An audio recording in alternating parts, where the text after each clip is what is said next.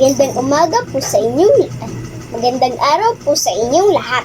Ako po si Chloe May G. Manales at sa harapan ninyo ay ikukwento ko po ang pangarap ng manggagatas. Noong unang panahon, may isang babae ang pangarap talaga maging mayaman. Ang mas pangarap niya ay humiga sa mga pera at ang kanyang damit ay puno ng mga pera. At ang kanyang mga suot ay magaganda. Kaisa-isang tao lamang ang kasama ng babae.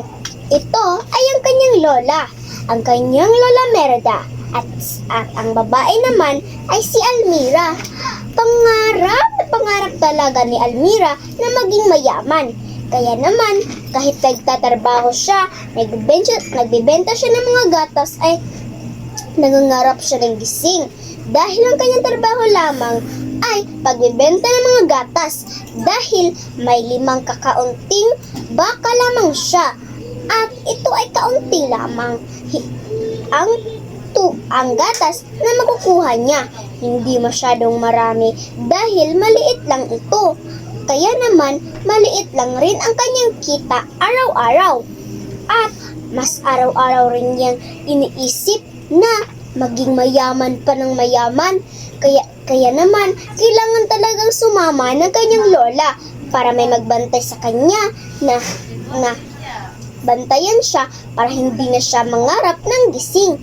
Kasi pag nangangarap siya ng gising ay hindi niya na nagagawa ang kanyang mga trabaho. Kaya naman, isang araw, lumapit ang kanyang lola sa kanya at sinabi na, "Apo ko, suotin mo ang damit na ito. Ito ay maganda. Kaya naman, simula ngayon, manguha ka ng maraming mga gatas sa iyong mga baka at ilagay ito sa isang bangka. Pagkatapos naman ay dalhin mo ito sa palasyo at ibigay ka agad sa prinsipe."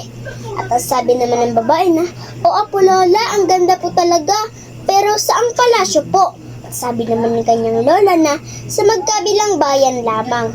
Sabi ng babae na, "Sige po Lola." Kaya naman, maigi talaga ang kanyang pagtatrabaho dahil pangarap niya talaga maging mayaman at alam niya na ang makagagawa ng laman nito ay mabibigyan ng napakaraming pera dahil gatas talaga ang kanilang kailangan para ipanghalo sa cake.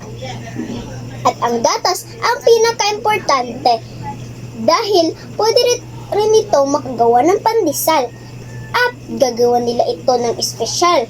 Ngunit habang naglalakad ang prinsesa nanaginip na naman siya ng gising at ang gatas ay nasa ulo niya.